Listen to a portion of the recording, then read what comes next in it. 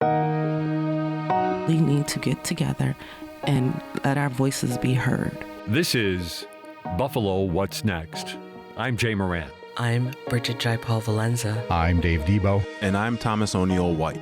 After May 14th, how can we afford not to talk about race? About education, about segregation, about humanity. Since the dawn of this nation, racial violence has existed. The way we have designed our society has a big hand in what occurred in that Tops Market. The suburban area, everywhere. We must work and teach our children. We need to make sure that we put more funding in our programs that help prevent gun violence and more money into art. If we're going to have some real healing, we've got to have space to tell some uncomfortable truths. And good morning. This is Dave Debo. You heard during the introduction we said, how can we not talk about race? Today, I think, is one of those days where we cannot not talk about Memphis. After the release of the videos showing Tyre Nichols being beaten by police over the weekend, there is much to discuss, and we will do that for the next hour here. Coming up in a little bit, Miles Gresham will be here. He's a policy fellow with the Partnership for the Public Good. He's a longtime advocate for more police accountability, so he'll be weighing in about half an hour. But in the meantime, John Torrey is with us. He's a professor at SUNY Buffalo State. I think we call it state still, not a university yet, right? Buffalo State University, no, it changes. As of the 23rd. Okay, I knew it changes. He's in their philosophy department. He's also with their Africana Studies department, and he's a member of the city's Police Reform Commission. So someone who, again, has both the combination of expertise and, I think, opinionated commentary here that's well worth hearing. Professor Torrey, thanks for stopping by. Thank you for having me. I really appreciate the opportunity. I hate that it has to be under these kinds of circumstances. I understand thoroughly. I'm thinking this is the most trite question, but it's also really, really relevant. What did you think when you saw the video? My first thoughts were expletives that I probably can't say on air. Okay. But after that, it was that this was horrifying. I described it as every citizen's worst nightmare. In my mind, we can imagine we're driving and out the blue, a bunch of flashing lights come up, and within a matter of moments, a bunch of the people who are there to protect your rights immediately start violating your rights. And as a citizen, you have a responsibility to assert your rights. That's why we've got them. And so in the process of asserting your rights, you've managed to get away from what is clearly a violation of your constitutional rights. And let's put it in the context of history. You're a man of color. I'm not. This sort of thing could probably happen to you more often than me. Oh, when I say it's a nightmare, I do mean a personal nightmare. Yeah. My heart rate increases anytime I see the flashing lights get behind me. It's like a visceral response, because in our heart of hearts, we think the worst thing that happens is a ticket. The worst thing that happens is a talking to of some sort, like, please slow down. And that's it. And you go about your business and they go about theirs. But we know that these kinds of moments not just can happen, but they do happen. And when they do happen, they don't just harm or maim people, they can end up with people dying. And again, in terms of like nightmare scenarios, that's the one I think of. What is the systemic problem? Is it the attitudes the police are trained with? Much has been made of the fact that the police involved that have been charged in this particular case are also black, as was the victim. So some people are saying racism is not necessarily part of it. What's the problem? There's the phrase out there, ACAB, all cops are bad. Is that the root of this? So I don't want to get on a limb and disparage the idea of being able to have people available to help you stay safe. That said, how it's happening certainly seems to bleed out into black and brown communities significantly more, with things like broken window policies, with task force and strike forces like the Scorpion Force, or like the strike force policy, task force we had up here in Buffalo. These are examples of policing and approaches to policing where the emphasis is on the expectation of who's doing the crime. And so I think some of this gets down to, it's why black officers can can brutalize a black civilian, it's because there's an expectation that you are the people doing the crime. You are the people who need to be surveilled. You are the people who have a condition to break our social rules. And as a result, we have to keep extra eyes on you. We need to be in your communities more often because we think you all are the people that do this. I think it's a problem of recognition of black people as black people as opposed to potential future criminals. You mentioned Memphis's Scorpion unit. Similarly in Buffalo, the strike force, which was, according to some lawsuits that are still pending, definitely targeting the east side, making that kind of assumption you just said about certain people who can commit the crime. That force has been disbanded, but I'm still wondering whether there is not a larger training issue. If you're saying the expectation is certain people commit the crime, certain people don't, that's more of a mindset than just, oh, I'm part of a task force that is concentrating my efforts on the east side. Yes. I do wonder if this is something that part of me wonders if this is beyond training in police and more of a genuine cultural problem in our society with how we see and respect black and brown people in the country and how we understand them to participate in our society. Do we expect these to be people who uphold the laws, or do we consider them as the lawbreakers? And where does that kind of get reinforced and perhaps codified? And we might find that more inside of the police training or just in the nature of the policing itself. So perhaps let's assume training's doing what it's supposed to do because they certainly didn't train him to beat that young man like they did, right? Right. So let's assume they're doing pretty well with how they're supposed to be training. They can't train out cultural biases in ways that we might want to hope. And I think that's perhaps a concern inside of policing, right? It's do you see me as a person? That's one reason why people ask for more community policing. That way I'm a member of your community. You see me as someone like you as opposed to a potential future criminal. But so I wonder how that can be trained inside of police protocol, or if that might just be a reflection perhaps of conditions in our society that have significant historical roots as well. And if that is the case, if it's more than just police, if it's inherent in our society, that takes a lot more to fix than just train our police better. Yes. I do not think that we should stop with let's improve police training. This should be a call to action to let's improve our society. This is a reflection of how poor treatment of black people and brown people can occur, how poor treatment of violent treatment of black men can happen. And that's a systemic issue across our society, and police are just one institution of many that have to reckon with that. Talk more about that then. How do we change society? And I realize that's probably a bigger question than the remaining 20 minutes here. That's the $1 million question, my God. Yeah. I'm a big believer, so I'm in higher ed, and so I'm a big believer that part of what we do to change society is we do have to change how people recognize other people in our societies. Part of that comes through storytelling, part of that comes through telling accurate histories, and part of that comes through community building so that you can actually bridge gaps. I always think about people who don't have any experiences with black people in America. And there are wide pockets of this country where you may have a handful of black people in your community. So your experience is drawn perhaps from media, from stories that other people have told you. And perhaps you go to another city, another state, go away to college, get a new job. And now here are these people you've heard about, but you have very little experience actually interacting with them.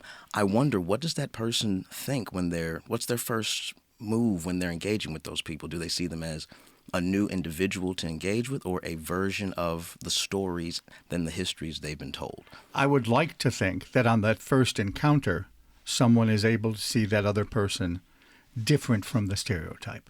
They might have that stereotype in the back of their head, but they meet the person and say, hey, John Torrey's a nice guy. Maybe my feelings about black people aren't so bad. The individual interaction has the potential to change that narrative. But does it? So it has the potential. It frequently ends up devolving into, well, I have a black friend. Right? So we have the individual, the unicorn who stands alone compared to the masses who are very much not like this person. So yeah, John Torrey's a nice guy, because he's not like these other But guys. he's not like, okay. Right. And Wow. so that's a concern. So relying on the individual interactions is important because we're people. We are going to interact with each other, but having that as an expectation that individual interactions alone can help cross the finish line, we found so far at least it falls short. It gives, I think, a lot of people a sense that they can pat themselves on the back that they've been able to perhaps cross a cultural barrier, but they haven't been able to stay in the other side of that cultural barrier. You said that storytelling can change the narrative, also community building. I can see why examples, changes in the media, or yes, just interaction, the storytelling part has potential. What do you mean by community building? How can that change things? So I think institutions of all kinds, so I think of higher ed, for example, we have a responsibility to not just the people who we serve inside of our institution, but also to the communities that we're in, to make sure that we're responsible to the stakeholders, right? Like we're there to help uplift and prop up education as a beacon for this area. So we have a responsibility not just to educate here, but also participate in our community and to outreach effectively using our tools and our supports and our resources. When I think of community building, at least at an institutional level, that's what I'm considering. It's finding ways to leverage your resources, your skills, your tools to the benefit of the community, so that they can end up relying on you and having trust. I remember seeing an NBC News poll the other day about how there's very little trust in institutions, right? And that strikes me as because there's been a lack of building community. It's the communities of all kinds feel isolated, feel left behind by their governments, by their institutions. That seems like again another call to action for institutions to do a better job of meeting communities where they are. So if they don't trust you, perhaps the first thing to say isn't, well, trust me. It might be to show that that you're deserving of trust. John Torrey is with us. He's a professor at SUNY Buffalo State. He's a member of the city's Buffalo Police Reform Commission. Take me through the history of that. This was a couple years back when then Governor Cuomo said, in light of Black Lives Matter, every police department has to come up with sort of an action plan to at least say that they are addressing certain things. And then the city government turned to a board, of which you were part of, yes, to develop those recommendations. A lot of the recommendations that I understand came out in the city of Buffalo are things that Memphis is now considering. The end of no-knock warrants, the obligation to intervene law that up here became known as Carroll's Law.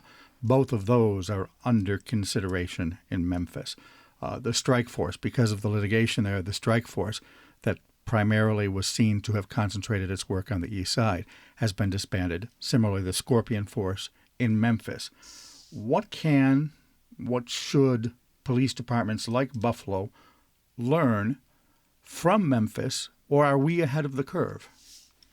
I think it's perhaps a little bit of both, right? Like, so compared to what's happened in Memphis, and I've forgotten to lead this. I did my graduate work at the University of Memphis, so I spent a decade down there. This seeing all of this really, it hit home, and I have a very good friend of mine who we watch, unfortunately, these police brutality videos for the last decade together, and it just reminded me of how the people down there are as real as it gets, and so their response is something that I'm proud of, that they were arguing and agitating for justice. I had to make sure I say that because I and I imagine too, as you watch the video, you know that street, you feel it. Yes. Oh my God. The seeing the car. Right, Memphis, unlike many other cities, has one police car. You know when the Memphis police are coming. So seeing the car and seeing the flashing lights and seeing the space that he's in, and knowing that I have walked those streets, that I've been pulled over by those police officers, that I've, me and a number of my friends, family, colleagues, any of us could have been that young man at any given day. It made it visceral for you. Overwhelmingly so. But let's get back to the question. What can Buffalo learn from Memphis, or has it maybe already learned and is on a better path? I think we were preemptive with regards to, say, shutting down the strike force and I want to say the housing unit, right? There were allegations that there was perhaps wrongdoing going on inside those units. Like you said, there was litigation. And so they were on the front end of that to go ahead, disband those units, reallocate those resources. And again, I think that changes how the perception of the policing happens when we're not placing certain units inside of certain neighborhoods because of an expectation that the people in those neighborhoods are high crime. I'm also sensitive to the fact that doing the job policing is an overwhelmingly difficult job as well. That said, we can learn from Memphis that policing and cultural biases inside of our police forces across the country do not limit themselves to, say, race and just the white cop is going to do this to the black cop. This is how we understand the nature of the responsibilities that we have as the security forces, as the protectors. One of the things that I really did appreciate about the work we did on the commission was that we did promote wanting to have the duty to intervene. We did promote wanting to have a duty for care of life, which are conditions of policing that we would want to have. As an ethics professor, I'd often teach my students. I use the example: if you would see someone get jumped outside the room right now, would you intervene? Would you call somebody? Would you holler? Would you take a picture? Would you call 911? Would you jump in and try to stop it? Because we have a duty as people, as members of our community. If you see wrongdoing occurring, I want to try to encourage people to do something. Yeah. And so having that kind of responsibility tacked on to policing as we understand it, I do think changes how we understand policing. So I think it's both, right? We can learn. They are learning and growing from this experience, much like I think Buffalo and other police departments across the country are going to as well. I wonder, though, if the obligation to intervene, the obligation to care for life, isn't at automatic conflict with the idea of policing. De-escalate, exert your authority so you can control the situation and prevent something bad happening. And if your job is to exert your authority, that is where some would say the slippery slope starts. So I had a very good friend of mine, actually, that did graduate work in Memphis, who was a cop while he was getting his master's in philosophy. He said he didn't sleep for months. And he had a newborn. He just said he didn't sleep for months. Yeah. And I always used to say, if I ever got pulled over, I would want him to be the person to engage with, because he had a very clear understanding of what his job was. He has the authority, but having that authority does not necessarily mean you ought to exert that authority.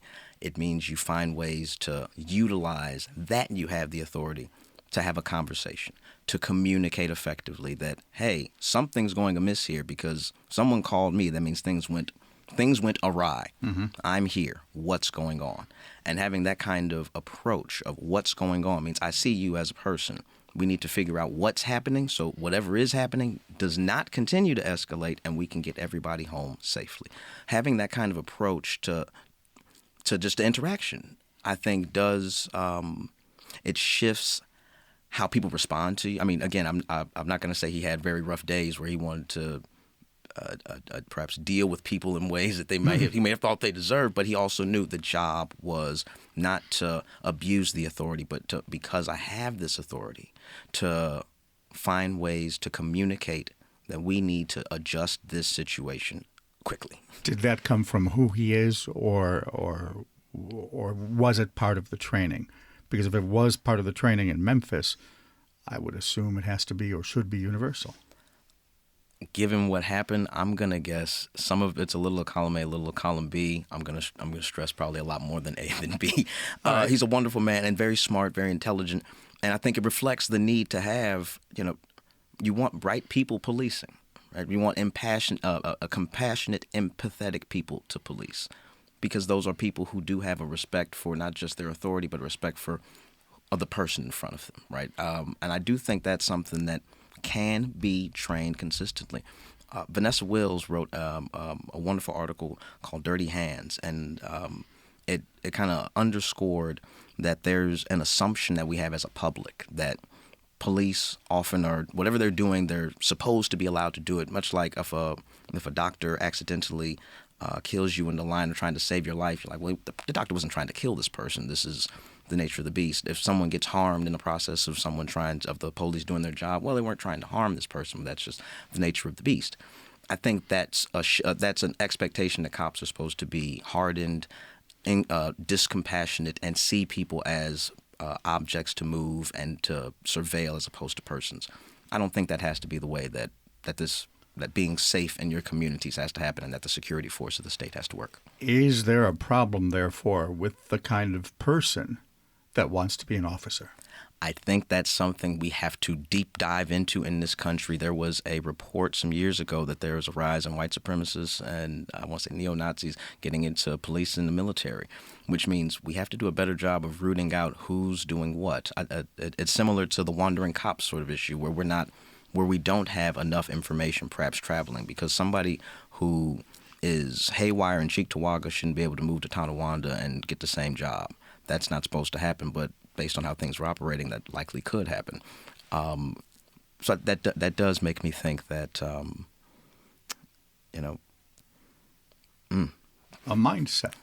Yes, we need to have a shift in mindset for who's being a valuable candidate to be a police officer, right? They need to be able to do the physical stuff, but what kind of mental person are you? What kind of care and compassion do you have for persons? I have a friend of mine that works in a school district back home in St. Louis, and they have to work with local police officers. And one of the things that she notices when they work with the way that those officers interact with the students, you can tell they're coming from a place of, again, compassion, care, empathy, and the goal is to keep everyone safe. And that's what the goal is of exerting authority, quote unquote, is to make sure everyone is safe. I think having people that have that approach to policing, that the goal is not necessarily to catch the bad guys all the time, but to keep people safe, you don't end up with beatings like what we saw. And frankly, we know that that's not the first kind. That's not the first time that's happened. It's just the first time we were able to get it caught like this, so viscerally on body camera and on poll camera. And they lied afterwards, right? Like, so that's part of the part of that culture is we have an allowance that, or an expectation that they're able to do whatever it takes to capture the bad guys. But what if what they're doing what if it's not necessary to keep people safe? None of holding up somebody and slugging him 5 times and kicking him in the head while he's down, that's not keeping anybody safe. How long, if I raise my hand today and say I want to be an officer, how long before I'm actually on the force? In the city of Buffalo, do you know how long the training period is? I do not have that time frame off the top of my head. What is it? I myself don't know, but I've heard people say that under a year is not enough. Do we need more training, I guess is what I'm asking. I would think we need, if it's more, it needs to be more of whatever the appropriate or effective training would be. So case in point, I know if there's, what do we call this? Diversity initiatives inside of training, there is a whole lot of resistance by a lot of people across institutions. That's not just policing, but providing diversity and inclusion kinds of protocols as part of the training for the job.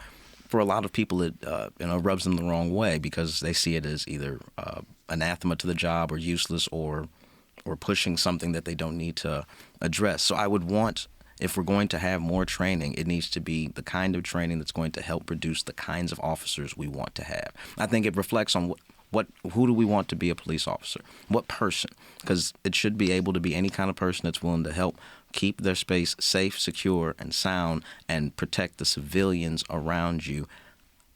Whoever wants to do that job, understanding that they have to have a care for the civilians, a care for their community. I want to know more about that person, I suppose. I understand thoroughly what you're saying, but I also know that if I approach someone and say, "Are you racist?" their answer is going to be, "Of course not." So, how are you a good person and qualified to be a cop? Why, yes, I am. Of course, I am. How do you get beyond that? That's a great question, right? Like, how can we root out the biases in people and go, okay, this is too much bias for you to end up doing this job. Right? Floor drops out, guy drops out.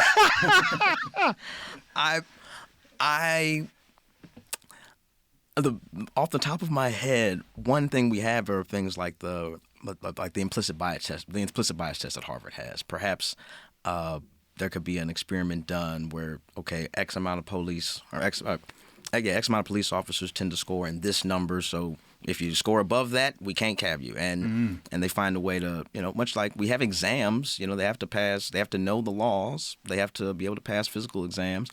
Perhaps it would have to be some sort of a cultural bias exam or, an implicit bias exam, because again, like you said, very few people are going to say, "Oh yeah, I'm the racist one." Yeah, I want to beat people's heads in. Right, but and thankfully, I imagine there are some people that say that, and I hope they get disqualified immediately. Right. Is there more to the training that needs to be addressed than attitude? I think specifically of guns. I'm aware of a case, and this wasn't a racial episode at all, but I know of a case where a younger kid was on some LSD, did harm to himself, stabbed him all over with a knife, then walked out into the driveway bleeding with the knife in his hand. And cops obviously see someone with the knife in their hand and say, this person is a threat, and they shot that person dead. Does there need to be a difference in the use of force threshold? Would it have been okay, instead of shooting that person dead, to have hit him in the shoulder, hit him in the knee? Because the counter argument is, when you give police that kind of discretion, if they have to do a split-second decision about whether to kill someone or not, that they're going to be putting themselves in more risk. If there's a threat there, their obligation is to assume that threat is a lethal threat and eliminate it. Right. Does the use of force threshold have to change? I think perhaps understanding this was another idea that pulled out of the community comments when we did the commission, was reframing, or at least getting a very clear definition on the ideas, I think, necessity and proportionality with use of force. So understanding that threshold might be a little bit easier for both civilians and perhaps to give the cops more of just a square box to play in, if we have perhaps more of a clear definition of what, when we say necessary, does that mean like lethal or up to lethal? To spell that out. What does proportionality mean? So does knife proportion to taser, or lethal weapon proportion to lethal weapon? Having that perhaps squared out a little bit more clearly may be helpful. Because the concern would be, you don't want to have people making split-second decisions, and you don't want to expect officers to be, like, this isn't the Wild West where they can, point and shoot and hit you in the shoulder, as opposed to the right. I seriously doubt that they're training like that. So yeah, we would want to address, I think, the idea of having a use of force threshold is important to maintain, but necessity and proportionality are going to be the two concepts I'd want to tackle. To have a better idea of just what's supposed to be allowable. And when I think about the young man holding the knife, the Paul Pelosi attack video that came out also Friday morning. Sure. Right, there's two officers right there. There's a guy holding a hammer. A hammer could very well be considered a lethal weapon. They chose not to immediately engage, and Paul got, unfortunately, hit in the head. And that's not their officer's fault by any means. But that's, I think, a reflection on the idea of that use of force, lethality, proportionality. Someone standing there holding a knife by themselves gets shot. Someone holding a hammer, clearly perhaps in a struggle, doesn't get engaged until the action happens. And so I think, again, that reflects the idea of needing to perhaps clarify necessity and, again, proportionality for when it's okay to get down. Beyond the things that we've talked about here for the past half hour or so, is there something that's still on the table? As part of the Reform Commission that you were part of, was there something that just didn't make it into the final report that John Torrey says, darn, it really needed to be in there? Offhand, I'm a fan of most everything that we were able to get done in that project. I can imagine there are people who would hope that we were able to push more. Personally, I would have loved to see more done, I think, on the social reconstruction side, but that's because that's more where my research lies. That's who you are. Right. Okay. So on the police reform side, I think we did a good job of at least acknowledging and trying to promote some of the community concerns, and again looking for more clarity on how things are operating within the department with things like use of force and duty to intervene. Sure. But I would have loved to see more on the social reconstruction side. I'm a big fan of rectificatory justice, and I think part of the conversation of police reform is how do we respond to the aftermath of injustice, because that young man got his rights violated in the process of getting killed. So what does it look like to apologize, to pay recompense, to even be punished in these kind of situations? What does it mean to have justice in this in the aftermath of injustice? Was something that I would have loved to be able to push more on, but I also recognize that that's me, the researcher, wanting to get more things done. So, right. Can't always get what you want. And that's a bigger topic, I think, than we have the amount of time left. So Yes. We'll have to have you back. I appreciate this. I'd love to come back. Thank you very much. I really love this, David. That's good. John Torrey is a professor at Buffalo State University. One of the first times we get to say that. They've converted their name. Coming up next, we're going to be talking more about this policing issue. Attorney Miles Gresham is with us.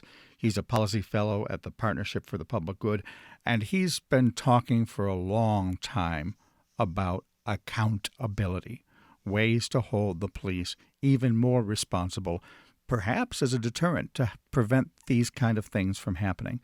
All that still to come. This is Buffalo What's Next on WBFO.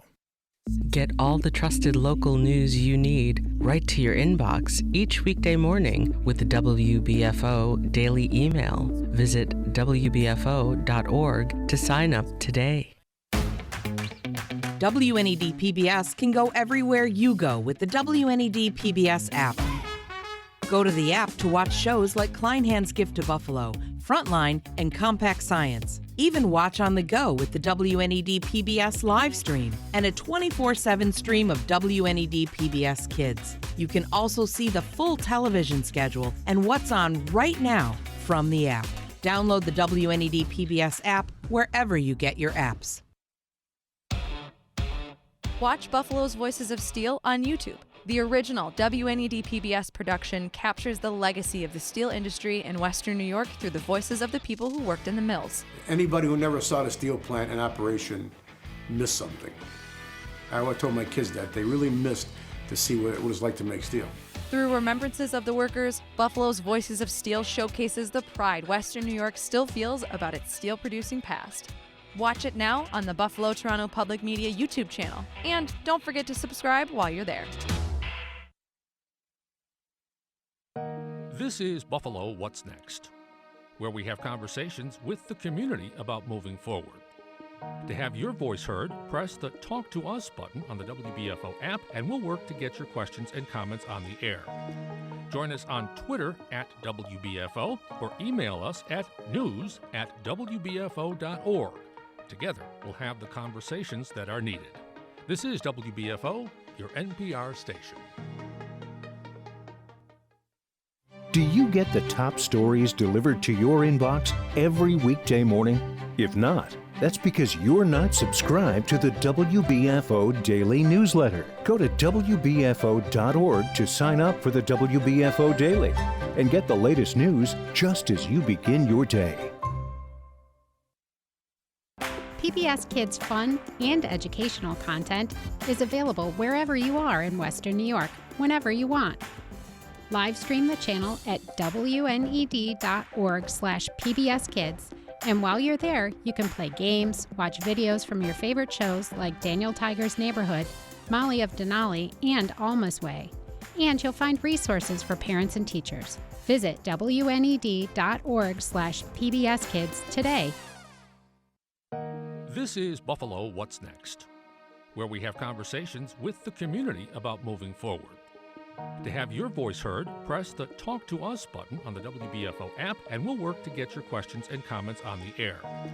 Join us on Twitter at WBFO or email us at news@WBFO.org. Together, we'll have the conversations that are needed. This is WBFO, your NPR station. And welcome back. This is Dave Debo. We're talking now with attorney Miles Gresham. He's a policy fellow with the Partnership for the Public Good. And I would be hard-pressed to find someone in the past 2 or 3 years since the Black Lives Matters movement to find someone who has more consistently spoken out about the need for more police accountability. Miles, thanks for being here. Hey, Dave. Good morning. Thanks for having me. What was your reaction this weekend to the video? I know that's kind of a broad question, but I think it helps us set the table. Yeah, I mean, I think there's a visceral reaction of, seeing yet another fellow American, yet another black man killed by police. And so, it was really painful.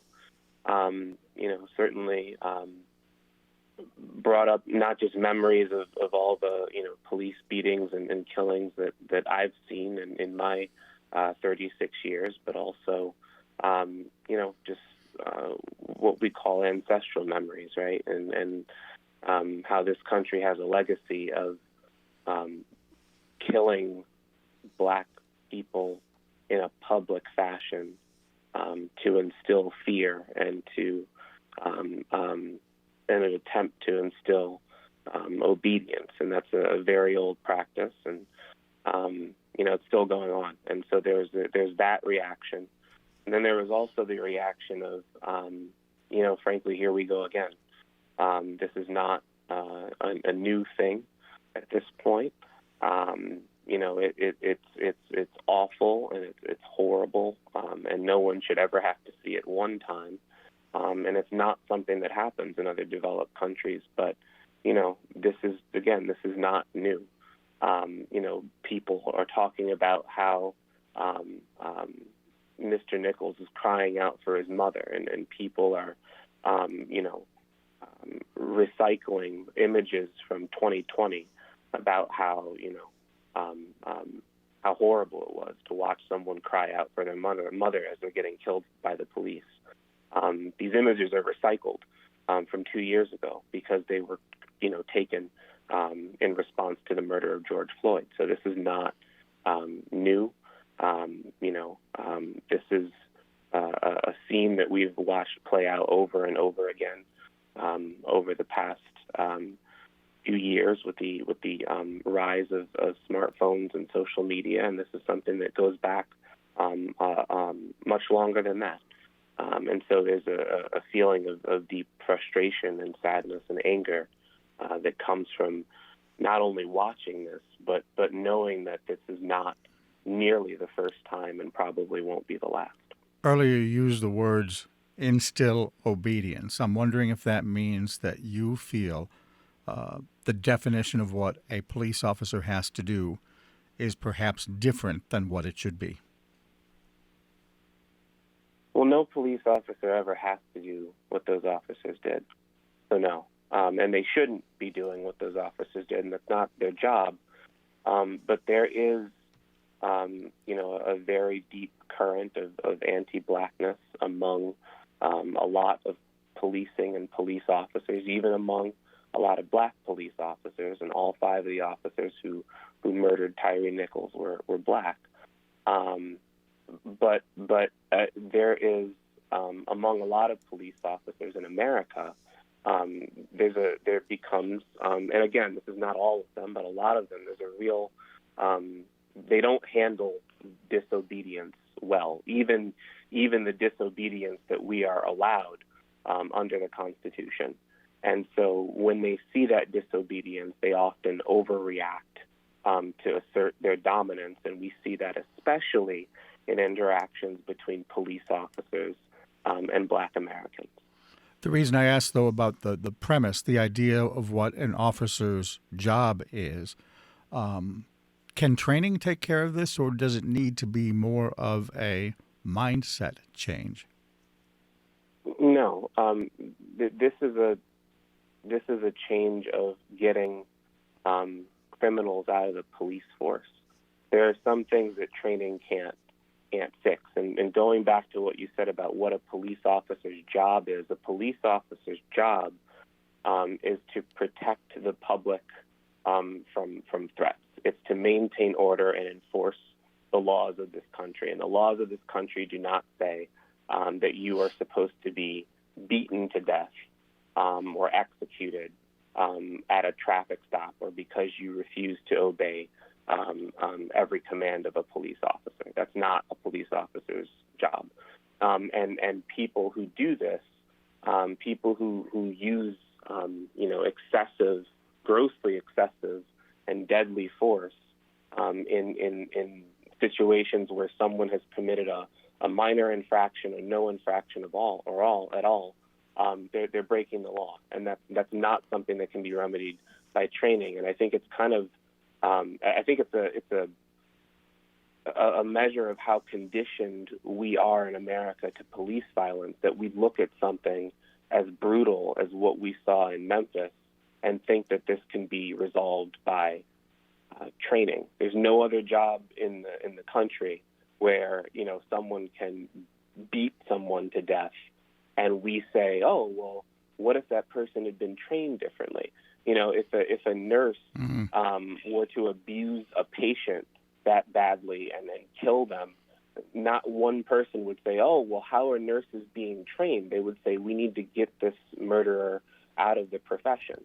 It's only in policing that we think that, you know, training is ever the answer, and it's not. You know, we've had all kinds of waves of, you know, different police training over the past, you know, decade, and they haven't stopped these kinds of killings. Training works for good cops, and there are a lot of good cops, right? But training works for them. Training does not work for the bullies and the psychopaths and the racists in the police force that need to be taken out of the police force. Can't help that. Is there a structural bias that leaves those people on the force? And I know you've spoken out quite a bit about accountability, so I guess what I'm really asking is there a structural bias nationwide that keeps bad people on the force, and specifically here in Buffalo? Absolutely, yes. The power of police unions has grown to the point where they are able, by and large, to protect bad officers from being fired, or, you know, they keep bad officers on the force until they do something so egregious as what we saw in Memphis when they should have been fired a long time ago. The Memphis police chief, for example, was actually fired from her job at the Atlanta Police Department because she covered up an investigation into child pornography where the subject was the spouse of one of her officers. And now she's the head of the police force in Memphis. She oversaw the Scorpion force that, you know, these officers who murdered Tyre Nichols were a part of. And now she's the head of another police department. So she's just, you know, a bad cop being shuffled around. That's one example of the sort of institutional protection for bad police officers. There have also been studies done of police unions across the country and find that it's very difficult in most cities to get officers fired. And certainly that culture has worked to protect bad officers in Buffalo. We know since the repeal of 50A, Civil Rights Law 50A, we know now about police disciplinary records, right? And we've known for a long time that there are a handful of officers in Buffalo who commit repeated violations of people's civil rights and are able to keep their jobs even when those violations cost the city millions of dollars, and they have over the past few years. In Buffalo, it's a particularly sad case because in New York State, cities like Buffalo have the authority to fire police and to circumvent the large part of the disciplinary process that we have in place, because the Court of Appeals has said that in cities like Buffalo, that disciplinary process is actually inappropriate, and that the civilian authority, which flows through, in our case, the common counsel to the police commissioner, the police commissioner has the authority to fire those bad cops, but we don't use it. So in Buffalo, it's particularly sad because we have a way to get through a lot of this culture that protects bad officers, and we simply have, a lack of political will and moral courage to do so. Tell me more about that. I would have assumed that the department has the automatic right to fire a bad cop. It required a court ruling to get us there? Yeah, well, so in 2006, the police union in New York City sued New York City over the right to fire officers. In New York, like in Buffalo and in a lot of places in New York, there was an arbitration process, right? And that means that when an officer is brought up on charges of misconduct, those charges are ultimately decided by an arbitrator. New York fought for the right for their police commissioner to fire those officers without such a process. And what the Court of Appeals said, which is the highest court in New York State, Court of Appeals said that in cities with certain charter authority that was granted to them by the legislature, if the cities have the charter authority to discipline police in their charter, and if that authority was granted before a certain time, before 1958, that city has the right to fire police officers, that it does not have to submit to arbitration, and that whatever authority was specified in the charter, in New York City's case, the police commissioner has the authority to fire those officers. And New York City won that case. And so since then, other towns and cities in New York have gone to the Court of Appeals over the same right. And each time where a city has that charter authority, the Court of Appeals has said, no, you don't have to go through arbitration, that discipline is what they call an impermissible subject of bargaining, and that either the police commissioner or in some cases the town board has the right to discipline and, if necessary, fire bad cops. That's what the Court of Appeals said. And Buffalo has that charter authority. It was given to the city of Buffalo well before 1958, and we just don't use it. We just decide that we're going to go through an arbitration process that we don't have to go through, and as a result, several officers who have shot people unjustifiably, who have committed crimes, who have cost the city millions of dollars in lawsuits, are still on the force because we use a process for discipline that we don't have to and that protects bad cops. Have they been disciplined for things that would be considered a harbinger of Memphis or George Floyd? What kind of violations are we talking about here that have been revealed now that these records are made public through 50A? Are they things that are really as bad as the ones that made national headlines? Yes. There's one officer who shot and paralyzed a high school student, and that officer was kept on the force, and that shooting cost the city millions of dollars in settlement money. There's another officer who lied to cover up the killing, actually, of a veteran at a bar. One police officer in that case was fired, but another one was allowed to stay on the force, even though they participated in the cover-up. So those are just a couple of officers who have, been involved in incidents that are harbingers of things like Memphis. And that officer that shot and paralyzed a teenager recently shot a mentally ill person in 2020. And that matter is still working its way through the courts. So, yes, there are several instances where officers have committed acts of brutality, where they have covered things up, where their actions, certainly act as harbingers of further violence, and where they've cost the city of Buffalo millions of dollars that we can't afford, and they're still there. Attorney Miles Gresham is here. He's a policy fellow with the Partnership for Public Good. Miles, at the beginning of the program, I said that you've advocated for a long time for accountability. We will go there in just a second, but I want to ask you about other forms of reform. In Memphis, they got rid of their Scorpion unit. In Buffalo, they've got rid of their strike force that was targeting the east side primarily.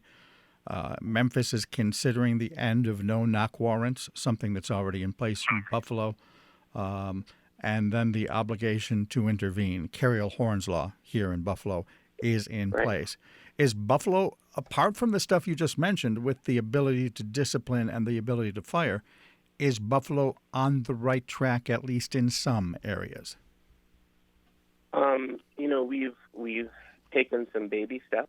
Yeah, I think all the things that you mentioned, the end of no-knock warrants, Carriel's law establishing a duty to intervene,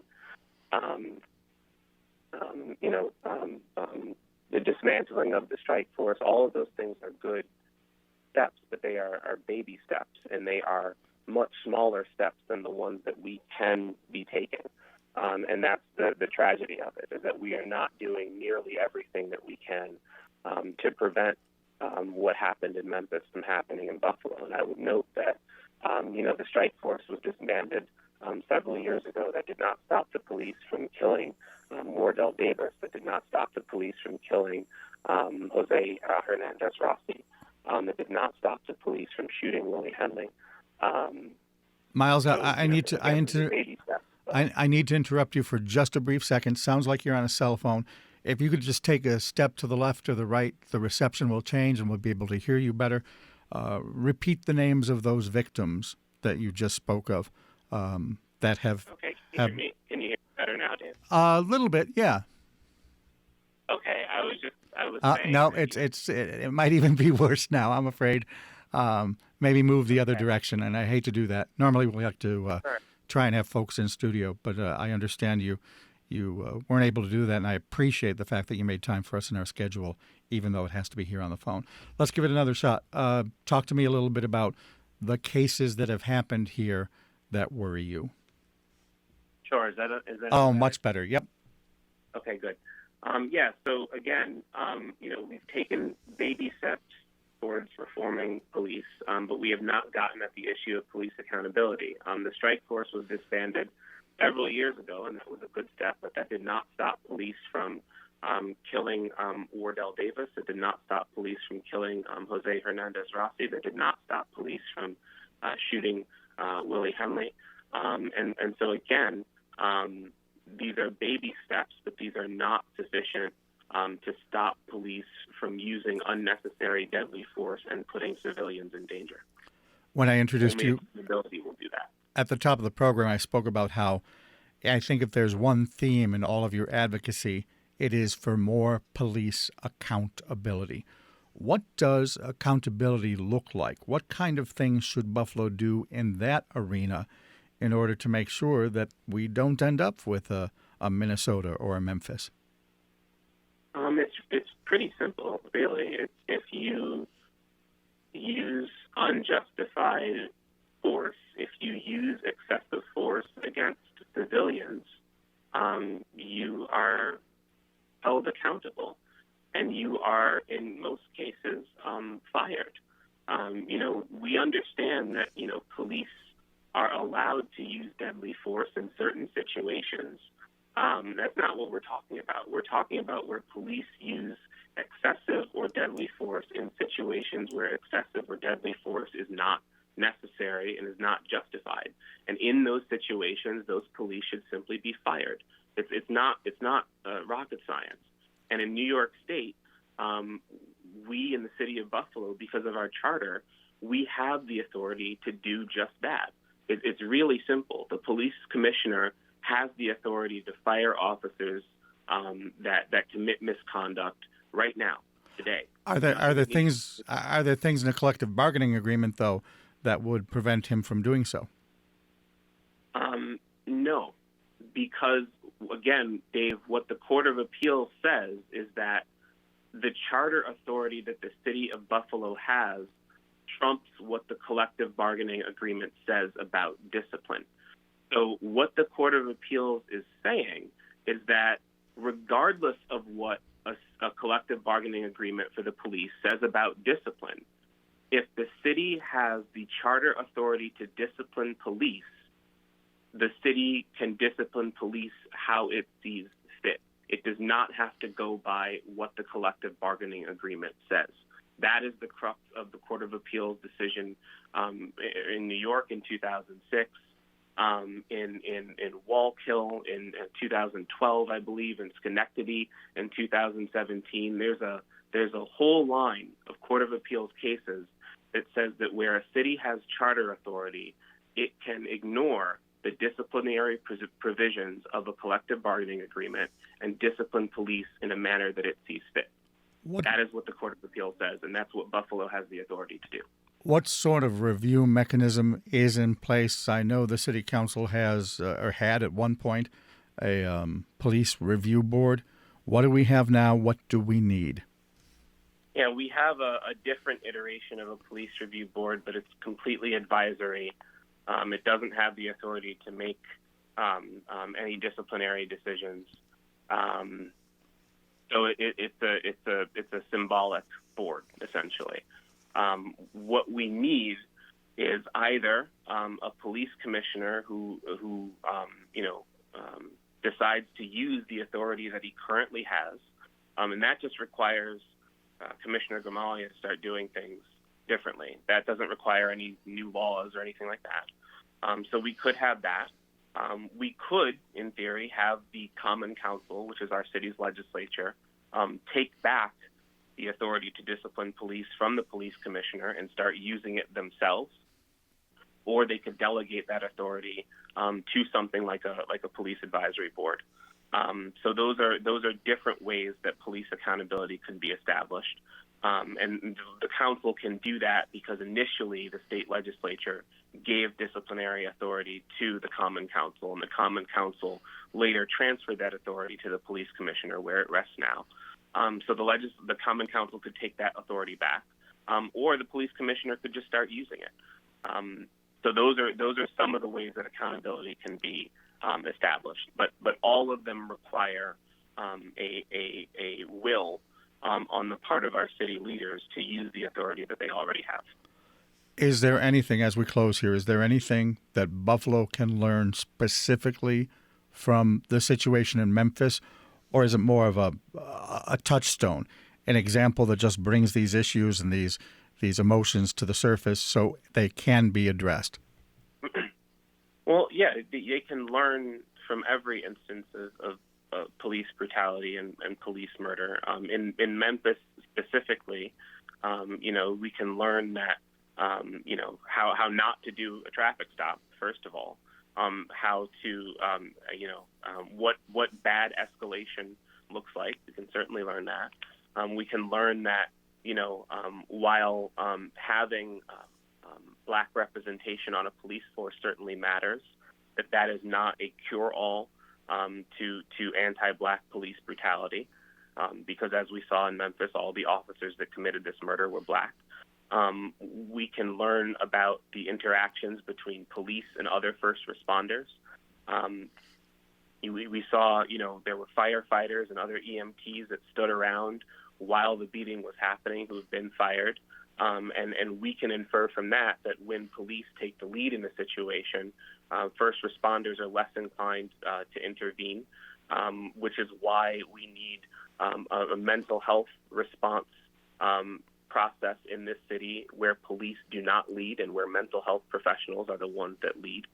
There are all kinds of things that we can learn, but ultimately this is an example of what happens and what can happen when we do not hold police accountable.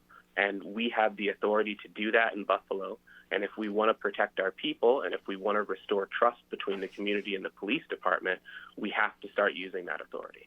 One last question. As you watched the video, did it strike you that 5 officers were charged, but the video included many, many more officers than those 5, not specifically involved in the murder, but nonetheless there, not intervening? Yeah, it was very striking. It was, heartbreaking, but it wasn't surprising. We've seen that here. That's why, Carrie Allhorn had to fight for her law, right? Because we've seen that's a common thing. I'm glad that the 2 sheriff's deputies who were on the scene in Memphis were fired for not intervening. But yeah, what's